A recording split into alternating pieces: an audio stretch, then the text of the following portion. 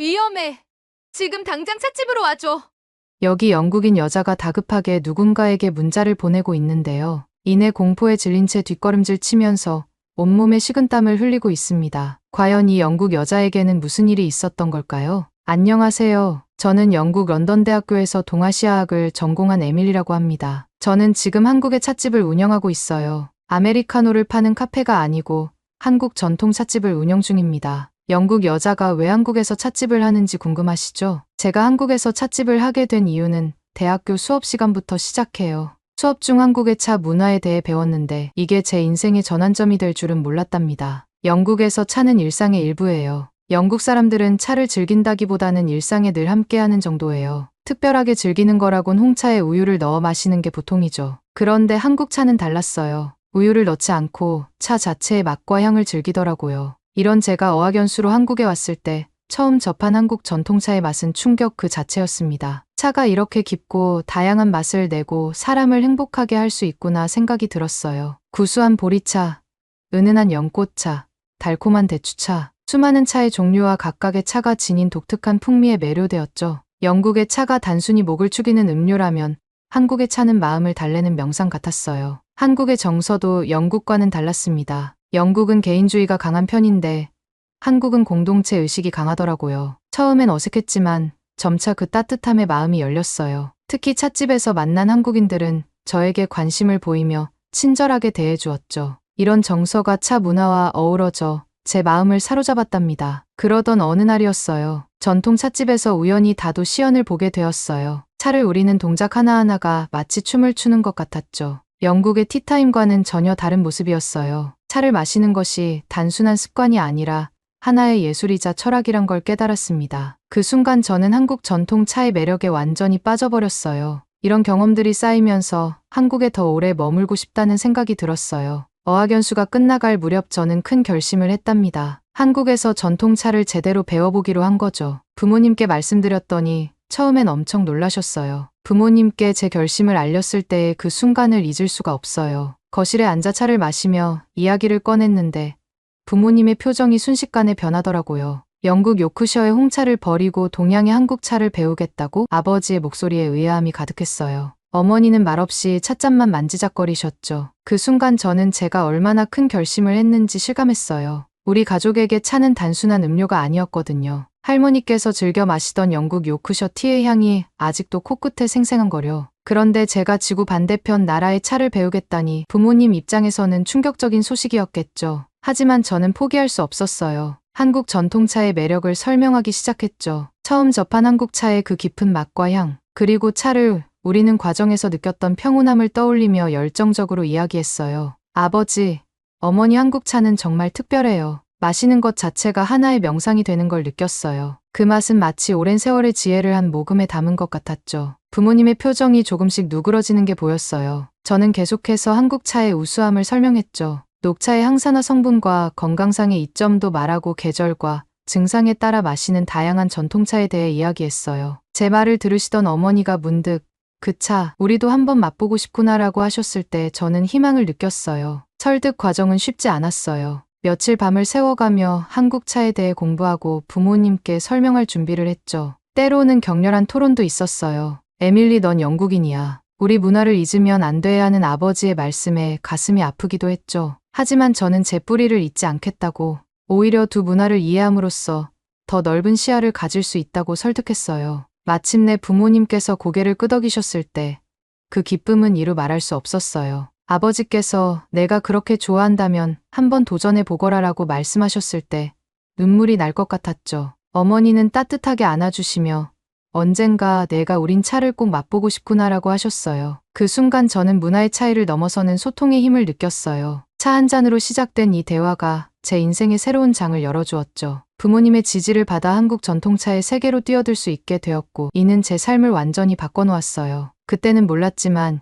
이 결정이 제 인생을 얼마나 풍요롭게 만들어줄지 말이에요. 지금도 가끔 그날의 기억을 떠올리면 가슴이 벅차오르곤 한답니다. 그렇게 저는 한국에 남아 전통 차의 세계에 깊이 빠져들었어요. 차 명인 선생님을 만나 3년간 진지하게 공부했죠. 단순히 차 우리는 법뿐만 아니라 차에 담긴 한국의 철학과 정신까지 배웠어요. 이 과정에서 한국 문화에 대한 이해도 깊어졌답니다. 결국 저는 한국 전통차 자격증을 취득하게 되었어요. 그리고 더 나아가 제 찻집을 열어볼 생각까지 하게 되었죠. 영국에서 흔히 볼 수 있는 티하우스가 아닌 한국 전통 찻집을 열고 싶었거든요. 한국 차의 깊은 맛과 향 그리고 그 속에 담긴 문화를 많은 사람들과 나누고 싶었답니다. 이런 꿈을 안고 저는 서울의 에밀리의 다양이라는 찻집을 열게 되었어요. 영국인이 운영하는 한국 전통 찻집이라니 처음엔 많은 분들이 의아해하셨죠. 하지만 차 한 잔을 나누며 이야기를 나누다 보면 국적은 중요하지 않다는 걸 깨닫게 되더라고요. 차는 마음과 마음을 잇는 다리 역할을 해주었답니다. 그렇게 떨리는 개업 첫날이 되었어요. 외국인이 운영하는 한국 전통 찻집이라니 손님들의 반응이 궁금하더라고요. 다행히 걱정과 달리 많은 분들이 흥미롭게 여겨주셨어요. 특이한 제 찻집 컨셉 덕분인지 한국인뿐만 아니라 다양한 국적의 외국인들까지 많이들 찾아주셨어요. 한국 손님들은 새로운 경험이라며 좋아하셨고 외국인 관광객들은 현지인의 설명을 들으며 차를 즐길 수 있어 좋다고 하셨죠. 특히 찻집 운영하면서 가장 큰 즐거움은 손님들과 나누는 대화에 있었어요. 차 한 잔을 놓고 한국의 역사와 문화를 이야기하다 보면 시간 가는 줄 모르겠더라고요. 때로는 제가 모르는 이야기를 손님들에게서 듣기도 했답니다. 이런 대화를 통해 저도 한국에 대해 더 깊이 알아가고 있어요. 그러던 어느 날 한 젊은 여성 손님이 찻집에 들어오셨어요. 우아한 몸가짐과 세련된 패션 감각이 인상적이었죠. 차를 마시며 이야기를 나누다 보니 그분이 바로 민지라는 걸 알게 되었답니다. 민지는 제 찻집 바로 근처에서 네일숍을 운영하고 있었어요. 민지는 한국 전통차에 대해 정말 관심이 많더라고요. 제가 우려낸 차를 마시며 감탄하는 모습을 보니 제 마음도 뿌듯해졌죠. 그렇게 대화를 나누던 중 민지의 시선이 제 손에 머물렀어요. 민지가 말했죠.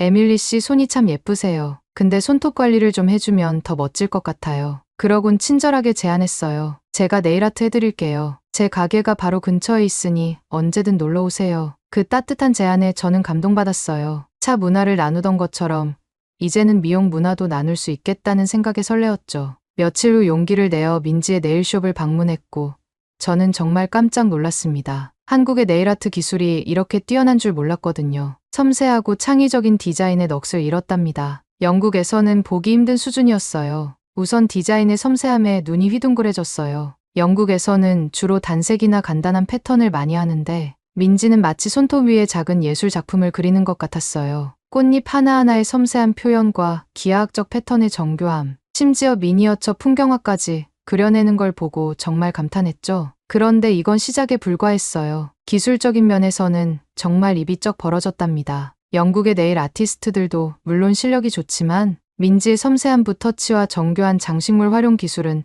제가 본 적 없는 수준이었어요. 특히 3D 네일 아트는 눈을 의심하게 만들 정도였어요. 마치 손톱 위에 조각 작품을 올려놓은 것 같았거든요. 하지만 가장 충격적인 건 지속력이었어요. 영국에서 받은 네일 아트는 보통 1, 2주 정도면 손상되기 시작했는데 민지가 해준 네일은 한 달 가까이 그대로 유지되더라고요. 사용하는 제품의 질과 기술의 차이를 실감하면서 저는 그저 말을 잇지 못했죠. 그런데 놀라움은 여기서 끝나지 않았어요. 믿기 힘들겠지만 이 모든 뛰어난 기술과 품질을 개개인에 맞춘 맞춤형 서비스로 제공하고 있었어요. 영국에서는 주로 미리 정해진 디자인 중에서 고르는 편인데 민지는 제 취향과 의상, 심지어 그날의 기분까지 고려해서 완전히 개인화된 디자인을 제안해 주었어요. 이 모든 경험을 통해 저는 K-뷰티의 힘을 온몸으로 느낄 수 있었습니다. 꼼꼼함, 창의성, 기술력, 그리고 고객을 향한 세심한 배려까지. 이런 요소들이 조화롭게 어우러져 한국 미용 산업의 세계적 성공을 이끌어냈다는 걸 직접 경험하니 한국 문화에 대한 제 존경심은 더욱 깊어졌답니다. 그 후로 민지와 저는 정말 가까워졌어요. 민지는 제가 만난 한국인 중에서 가장 친절하고 상냥한 사람이었죠. 바쁜 와중에도 늘 저를 위해 시간을 내주었어요. 특히 한국에서 사업을 운영하면서 겪는 어려움들을 극복하는 데 민지가 큰 도움이 되었어요. 복잡한 한국어 서류들을 읽을 때마다 머리가 아팠는데 민지는 항상 기꺼이 도와주었죠. 법적 용어나 전문적인 표현들을 쉽게 설명해주고 때로는 직접 관공서에 동행해주기도 했어요. 덕분에 복잡한 행정 절차도 무사히 해결할 수 있었답니다. 민지는 한국의 사업 문화에 대해서도 많은 조언을 해주었어요. 예를 들어 손님들과 어떻게 소통해야 하는지, 직원들을 어떻게 대해야 하는지 등 문화적 차이로 인해 제가 몰랐던 부분들을 상세히 알려주었죠. 이런 조언들 덕분에 저는 한국에서의 사업을 더 원활하게 운영할 수 있게 되었어요. 주말이면 민지와 함께 서울 곳곳을 탐험하곤 했어요. 매번 새로운 장소를 발견하는 재미가 쏠쏠했어요. 그 중에서도 북촌 한옥마을은 특별했죠. 전통 한복을 입어보았는데 처음에는 어색했지만 점점 한복의 아름다움에 매료되더라고요. 민지가 한복의 각 부분에 대해 설명해주며 한복에 담긴 한국의 미적 감각을 이해하게 되었습니다. 그런데 이건 시작에 불과했어요. 한복을 입고 한옥마을을 거닐다 보니 마치 타임머신을 타고 과거로 여행을 온 듯한 기분이 들었거든요. 처마의 우아한 곡선, 마당의 여유로운 공간, 문살의 섬세한 아름다움까지 하나하나가 감동의 연속이었답니다. 이 경험은 한국 문화에 대한 제 호기심을 더욱 자극했어요. 그래서 김치 만들기 클래스에도 참여해 보기로 했죠. 배추를 절이고 양념을 만들고 버무리는 과정이 생각보다 복잡하더라고요. 하지만 그 과정 자체가 하나의 예술 같았어요. 그리고 직접 만든 김치를 먹어보고 더 깜짝 놀랐습니다. 그 맛이 어찌나 특별하던지. 입안에서 펼쳐지는 맛의 향연에 저도 모르게 감탄사가 나왔어요. 처음에는 영국의 피클이나 초은이와 비슷할 거라 생각했는데 전혀 달랐어요. 김치의 복합적인 맛과 풍미는 그 어떤 영국 음식과도 비교할 수 없을 정도로 독특하고 깊더라고요. 영국의 피클이 단순히 식초에 절인 채소라면 김치는 마치 살아있는 음식 같았습니다. 시원하면서도 매콤하고 아삭한 식감과 함께 은은한 감칠맛이 어우러져 입안에서 춤을 추는 듯했어요. 특히 발효 과정을 거치면서 생기는 깊은 맛은 정말 놀라웠죠. 게다가 김치는 단순한 반찬이 아니라 한국인의 지혜와 정성이 담긴 음식이라는 걸 알게 되었어요. 계절마다 다른 재료로 만들고 집집마다 독특한 레시피가 있다는 점이 인상 깊었습니다. 이런 다양성과 창의성은 영국 음식 문화에서는 보기 힘든 것이었죠. 이 순간 김치를 통해 한국 문화의 깊이를 조금이나마 이해하게 된 것 같았어요. 단순한 음식이 아니라 정성과 문화 그리고 역사가 담긴 한국의 정수라는 걸 깨달았답니다. 영국에도 자랑스러운 음식 문화가 있지만 김치만큼 한 나라의 정체성을 잘 대변하는 음식은 없다는 생각이 들었어요. 이런 경험들이 쌓이면서 한국 사람들의 문화도 점차 이해하게 되었죠. 처음에는 낯설고 어색했지만 이웃들과 음식을 나누고 서로 돕는 모습에서 깊은 유대감을 느꼈답니다. 놀라운 건 이런 작은 순간들이 모여 한국 사회를 지탱하는 큰 힘이 된다는 거예요. 문화란 게 단순히 겉으로 보이는 전통이나 예술만이 아니라 이렇게 일상 속에 녹아있는 사람들의 마음가짐과 관계 속에도 있다는 걸 깨달았습니다. 한국 문화를 배워갈수록 제 시야가 넓어지고 세상을 바라보는 관점도 풍부해지는 것 같아요. 그렇게 얼마 지나지 않아 저는 한국인의 정과 따뜻함을 눈앞에서 직접 체험하게 되는 일이 벌어졌어요. 그것도 예상치 못한 곳에서 말이죠. 가을에 선선한 바람이 불어오던 어느 토요일 오후 민지와 저는 한강공원으로 자전거 여행을 떠났습니다. 민지는 평소에 자주 타던 자전거를 가져왔고 저는 여의나루역 근처 대여소에서 빌린 자전거를 탔어요. 오랜만에 야외 활동이라 그런지 상쾌한 기분이 들더라고요. 한강을 따라 달리는 자전거 도로는 정말 멋졌습니다. 한쪽으로는 반짝이는 강물이 흐르고 다른 쪽으로는 높은 빌딩들이 늘어서 있는 풍경이 참 인상적이었어요. 강변을 따라 늘어선 버드나무들 사이로 불어오는 바람이 얼굴을 스치는 느낌이 그렇게 좋을 수가 없었죠. 우리는 이런저런 이야기를 나누며 페달을 밟았어요. 민지는 자전거를 타면서 서울의 여러 명소들에 대해 설명해 주었는데 그 모습이 마치 전문 가이드 같았답니다. 그렇게 1시간쯤 달렸을까요? 반포대교를 지나 잠원한강공원 부근에 도착했을 때 갑자기 민지의 자전거에서 이상한 소리가 나기 시작했어요. 끼익, 끼익 하는 소리와 함께 민지의 표정이 굳어지더라고요. 자세히 보니 민지의 자전거 뒷바퀴에서 공기가 새고 있었어요. 타이어가 점점 납작해지고 있었죠. 영국이었다면 자동차를 부르거나 근처 자전거 가게를 찾았겠지만 여기는 한강변 자전거 도로 한복판이었으니까요. 주변은 온통 강과 녹지뿐이어서 도움을 요청할 만한 곳이 보이지 않았어요. 자전거 대여소나 편의시설과는 한참 떨어진 곳이라 막막한 기분이 들었죠. 그때 우리 옆으로 한 남자가 자전거를 타고 지나가다 멈춰섰습니다. 20대 후반으로 보이는 청년이었어요. 까만 머리에 운동복 차림 친절해 보이는 미소를 짓고 있었죠. 그는 자신을 강태현이라고 소개했어요. 태연은 자전거에서 내려 작은 가방을 열었어요. 거기서 몇 가지 도구를 꺼내더니 민지의 자전거를 살펴보기 시작했습니다. 그의 손놀림이 정말 능숙해 보였어요. 갑자기 나타나서 민지의 자전거를 수리해 주다니 마치 몰래 저희를 보고 있다가 나타난 히어로 몰래카메라 같았어요. 손기술이 너무 좋아서 놀랐고 타이어 바람까지 넣어주는 모습에 당황하면서도 신기했죠. 궁금증을 참지 못하고 물었어요. 와, 정말 대단하세요. 혹시 뭐 하시는 분이세요? 태연 씨는 미소를 지으며 대답했어요. 아, 저는 자전거를 취미로 많이 타요. 그러다 보니 고치는 것도 자연스럽게 배웠죠. 직업은 기계를 다루는 일을 하고 있어요. 수리가 끝나고 저와 민지는 진심으로 감사 인사를 전하려 했어요. 정말 감사합니다. 저희가 뭔가 보답을. 그런데 태연 씨는 괜찮습니다라며 환하게 웃어주고는 그대로 자전거를 타고 떠나버렸어요. 태연 씨의 자전거 수리 솜씨는 민지의 네일아트 기술만큼이나 뛰어났어요. 문득 이런 생각이 들었죠. 한국인은 모두 이렇게 손재주가 좋고 친절한 걸까? 이런 능력을 바탕으로 한강의 기적을 이루어낸 게 아닐까 하는 생각까지 들더라고요. 영국에서는 좀처럼 경험할 수 없는 높은 기술력과 따뜻한 친절에 깊은 감동을 받았어요. 이런 문화가 한국을 빠르게 발전시킨 원동력이 아닐까 하는 생각이 들었죠.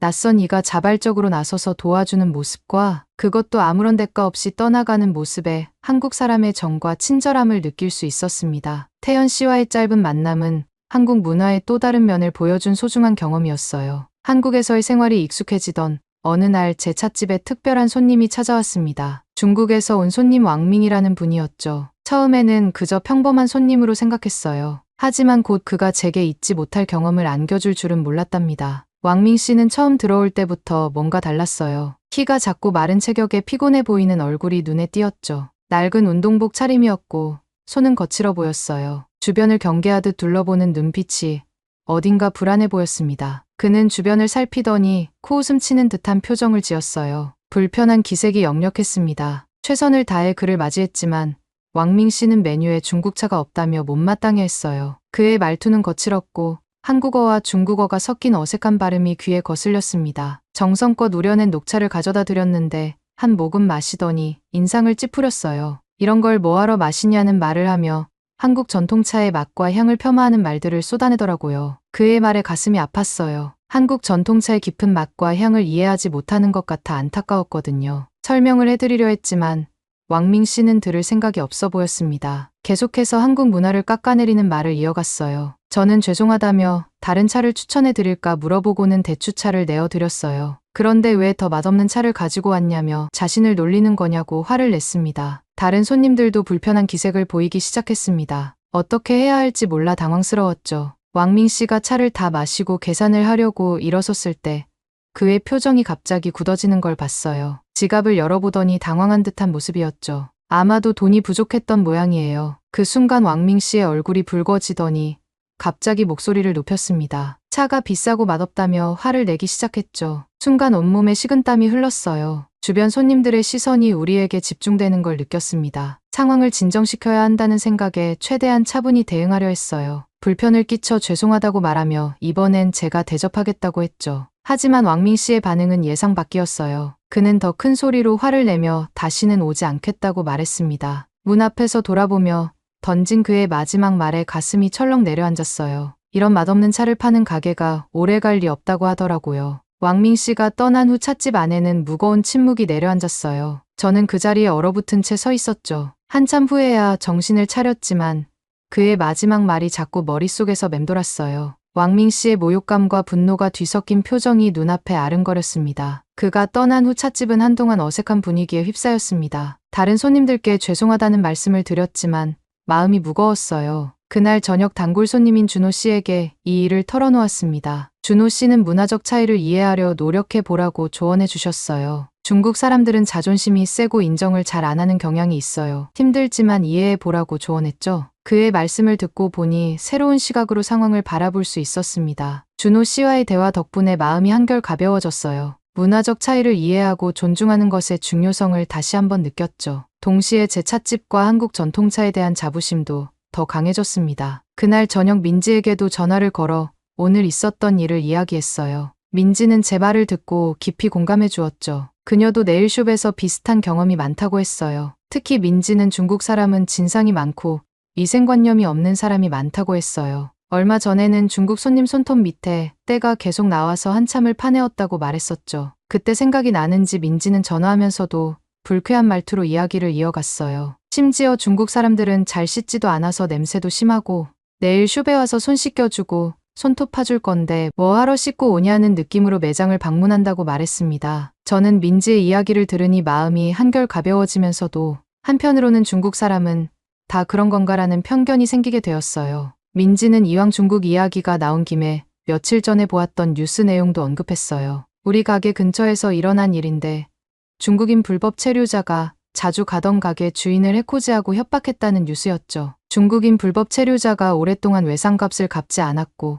가게 주인이 답답해서 언제 갚을 거냐고 말을 했는데 이 말을 듣고 화가 난 중국인 불법 체류자가 주인을 해코지한 것이었죠. 그러다 민지의 목소리가 갑자기 진지해졌어요. 그리고 에밀리, 요즘 우리 가게 주변에도 범죄가 좀 늘었대. 뉴스에서도 많이 나오던데 늦은 밤에는 특히 조심해야 해. 혹시 무슨 일이 있으면 전화하고 주변 사람들에게도 즉각 알려줘. 민지의 걱정 어린 목소리에 저도 긴장이 되는 듯했어요. 전화를 끊고 나서 창밖으로 보이는 서울의 밤거리를 바라보며 생각에 잠겼어요. 오늘 하루 동안 겪은 일들이 주마등처럼 스쳐 지나갔죠. 어려움도 있었지만 민지 같은 한국인 친구가 있어 감사했어요. 앞으로도 조심하면서 이 도시에서의 새로운 경험들을 이어나가기로 마음먹었답니다. 그렇게 찻집을 운영한 지 몇 달이 지났습니다. 그동안 다양한 손님들을 만났지만 왕밍 씨와 같은 불편한 경험은 없었어요. 그래서 그날의 일은 잊혀가고 있었죠. 하지만 운명이란 참 예측할 수 없는 법이에요. 그날은 유난히 한산한 늦은 오후였어요. 손님이 한 명도 없어 조용하던 찻집에 갑자기 문이 벌컥 열렸습니다. 놀라서 고개를 들어보니 왕밍 씨였어요. 전에 불쾌한 경험을 했던 그 손님이죠. 왕밍 씨의 눈빛이 예사롭지 않았습니다. 비틀거리며 들어오는 모습에 불안감이 엄습했어요. 가까이 다가오자 술 냄새가 확 풍겼죠. 그는 곧장 카운터로 다가와 주먹으로 탁자를 내리쳤습니다. 순간 온몸에 전율이 흘렀어요. 왕밍 씨가 소리를 지르기 시작했습니다. 지난번 차 값이 너무 비쌌다며 자신을 무시하려고 일부러 맛없고 비싼 차를 내어놓은 거 아니냐면서 그렇지 않으면 중국차를 내놓으라고 했죠. 당황스러웠지만 침착하게 대응하려 노력했습니다. 하지만 왕밍 씨는 제 설명을 들으려 하지 않았어요. 오히려 점점 더 격앙된 모습을 보였죠. 상황이 걷잡을 수 없이 악화되고 있다는 걸 느꼈습니다. 왕밍 씨가 점점 더 위협적으로 다가오는 순간 제 머릿속에 민지의 얼굴이 스쳐 지나갔어요. 재빨리 주머니에서 핸드폰을 꺼내 민지에게 문자를 보냈습니다. 위험해. 찻집으로 와줘. 그 순간 왕밍 씨가 제 손에서 핸드폰을 낚아챘어요. 공포에 질린 채 뒷걸음질 쳤습니다. 왕밍 씨가 카운터 위에 있던 차 주전자를 집어들었어요. 그 모습에 온몸에 식은땀이 흘렀죠. 순간적으로 문을 향해 달렸습니다. 다행히 문을 열고 밖으로 튀어나올 수 있었어요. 주변을 둘러보며 도움을 청할 곳을 찾았지만 거리는 한산했습니다. 급한 마음에 가게 밖으로 튀어나왔지만 다음 행동이 떠오르지 않았어요. 가슴이 터질 듯이 뛰었죠. 왕밍 씨가 주전자나 다른 물건으로 저를 위협할지도 모른다는 생각에 온몸에 식은땀이 흘렀어요. 본능적으로 사람들이 있는 밝은 곳을 찾아 달리기 시작했어요. 멀리서 희미한 불빛이 보였죠. 뒤돌아보니 왕밍 씨가 비틀거리며 가게에서 나와 두리번거리고 있었어요. 눈물이 날 것 같았지만 이를 악물고 불빛을 향해 달렸습니다. 가까이 다가가 보니 그곳은 카센터였어요. 마침 마감을 하려는 찰나였죠. 미친 듯이 문을 두드리며 살려달라고 외쳤어요. 누가 저를 쫓아와요.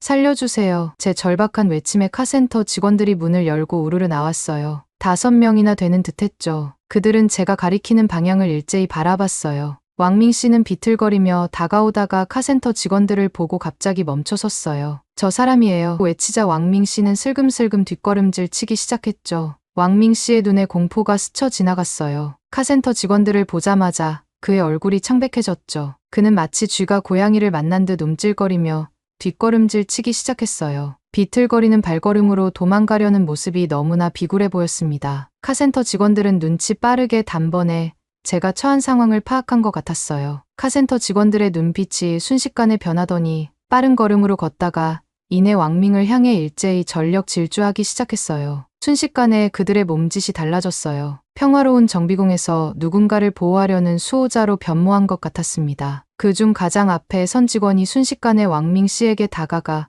그의 작고 마른 목덜미를 단단히 붙잡았습니다. 그리고는 능숙한 동작으로 왕밍 씨를 바닥으로 제압했어요. 왕밍 씨는 아 하는 짧은 비명과 함께 고꾸라졌죠. 그 순간 저는 안전함과 동시에 그제야 긴장이 풀리면서 온몸에 힘이 빠졌습니다. 진정되지 않는 심장 박동을 느끼며 그 자리에 주저앉았어요. 다리가 후들거리고 손이 떨리는 걸 멈출 수가 없었죠. 숨을 고르려 했지만 여전히 가슴이 답답했어요. 그때 멀리서 익숙한 목소리가 들렸어요. 고개를 들어보니 민지가 달려오고 있었죠. 그녀의 얼굴에 걱정과 안도가 뒤섞인 표정이 역력했어요. 민지를 보는 순간 참았던 눈물이 왈칵 쏟아졌습니다. 에밀리, 괜찮아? 다치지 않았어. 민지가 다가와 저를 꼭 안아주었어요. 그 순간 모든 공포와 긴장이 녹아내리는 것 같았죠. 민지의 따뜻한 품 안에서 비로소 안전하다는 느낌이 들었어요. 민지는 제 문자를 받자마자 즉시 경찰에 신고했다고 해요. 그리고 한 걸음에 달려왔다고 하더라고요. 그 말을 듣자 또다시 눈물이 났어요. 고마움과 안도감이 뒤섞인 복잡한 감정이었죠.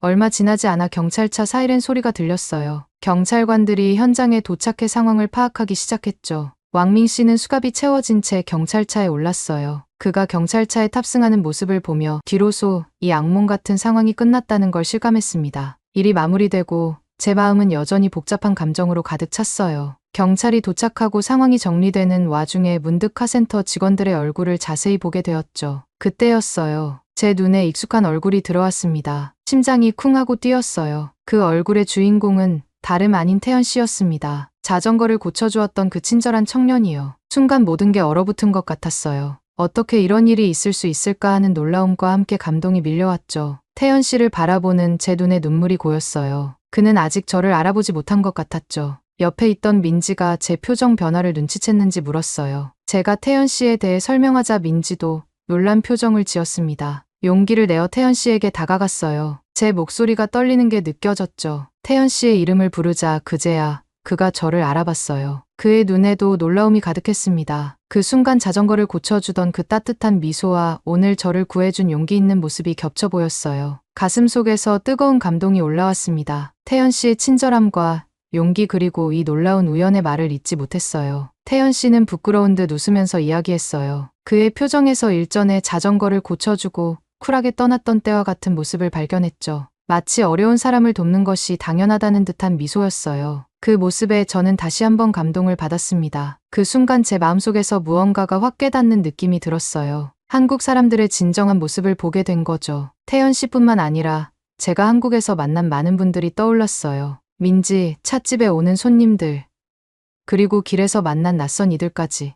그들은 모두 다른 사람을 돕는 것을 주저하지 않았어요. 정이 많아 낯선 저에게도 따뜻하게 대해주었고 위험한 상황에서도 용기 있게 나서주었죠. 이런 경험들이 모여 제 마음속에서 하나의 큰 그림을 그리고 있었어요. 한국 사람들은 정말 특별하다는 생각이 들었습니다. 그들의 친절함과 용기 그리고 따뜻한 마음이 이 나라를 아름답게 만드는 힘이라는 걸 깊이 깨달았어요. 이런 사람들 사이에서 살아가고 있다는 사실에 가슴이 벅차올랐습니다. 그 순간 한국이 제 두 번째 고향으로 더욱 단단히 자리 잡는 것을 느꼈어요. 이곳에서의 삶이 때로는 힘들고 낯설더라도 이런 따뜻한 사람들과 함께라면 어떤 어려움도 이겨낼 수 있을 것 같았습니다. 한국에 대한 제 사랑과 감사함이 더욱 깊어지는 순간이었어요. 그리고 또 하나 그 사건이 끝나고 며칠 후 경찰서에서 연락이 왔어요. 왕밍에 대한 조사 결과를 알려주려는 거였죠. 놀랍게도 그는 관광 비자로 한국에 왔다가 기간이 지난 뒤에도 불법으로 한국에 체류하던 불법 체류자였대요. 이 사실을 알게 되니 그의 행동이 조금은 이해가 되더라고요. 불안정한 신분 때문에 그렇게 공격적으로 나왔던 걸까요? 아니면 중국인 특유의 자존심 때문에 과격하게 행동한 걸까요? 이유야 어찌됐든 간에 중국인 불법 체류자가 한국 사회에 가하는 위협이 정말 크구나라는 것을 온몸으로 느끼게 되었죠. 이 사건을 계기로 제 찻집에 대해서도 다시 생각해 보게 됐어요. 조금 더 안전한 곳에서 한국 전통 차의 아름다움을 더 많은 사람들, 특히 외국인들에게 알리고 싶다는 욕심이 생겼거든요. 영국인인 제가 한국 차를 대접한다는 특별함을 살리면서도 한국 차의 진정한 멋을 전하고 싶었어요. 그래서 결심했죠. 찻집을 확장 이전하기로 한 거예요. 북촌의 아름다운 한옥 마을과 어울리면서도 현대적인 감각을 더한 공간을 만들었어요. 에밀리의 한국차 이야기라는 이름으로 북촌 근처에 재개장했죠. 새로운 찻집에서는 단순히 차를 마시는 것을 넘어 한국차 문화를 체험할 수 있는 프로그램도 만들었어요. 다도 체험, 차 맛보기 클래스, 한국 전통 다과 만들기 등 다양한 활동을 준비했죠. 특히 외국인 관광객들에게 큰 인기를 끌었어요. 재개장 첫날 많은 손님들이 찾아와 주셨어요. 그 중에는 태연 씨와 카센터 직원들, 그리고 민지도 있었죠. 제가 감사의 마음을 담아 첫 손님으로 초대를 한 거죠. 그들을 보니 다시 한번 감사한 마음이 올라왔어요. 찻잔을 들고 손님들을 바라보며 생각했어요.